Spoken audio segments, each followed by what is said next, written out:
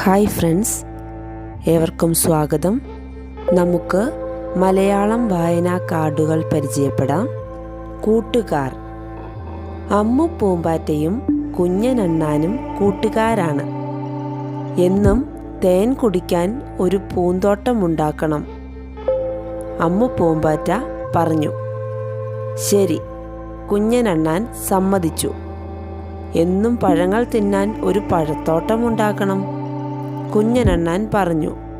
ശരി, അമ്മു പൂമ്പാറ്റ സമ്മതിച്ചു. അവർ ചെടികൾ നട്ടു. അവർ വിത്തുകൾ നട്ടു. വെള്ളമൊഴിച്ചു. വിത്തുകൾ മുളച്ചു. ചെടികൾ വളർന്നു. പൂക്കളുണ്ടായി. കായകളുണ്ടായി. പഴങ്ങളുണ്ടായി. അമ്മു പൂമ്പാറ്റ ആവോളം തേൻ കുടിച്ചു. കുഞ്ഞനണ്ണാൻ ആവോളം പഴങ്ങൾ കഴിച്ചു. കൂട്ടുകാർ കളിച്ചു രസിച്ചു.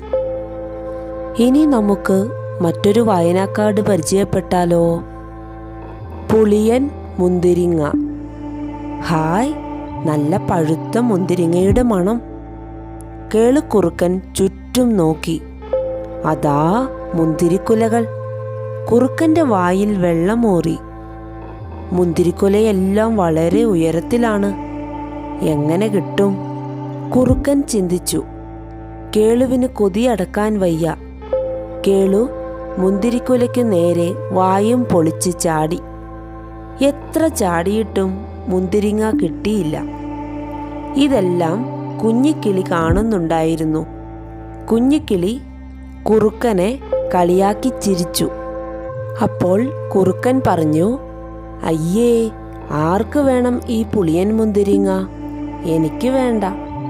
കേളുക്കുറുക്കൻ നാണിച്ച് ഓടിപ്പോയി. കുഞ്ഞിക്കിളി പറഞ്ഞു, കിട്ടാത്ത മുന്തിരി പുളിക്കും.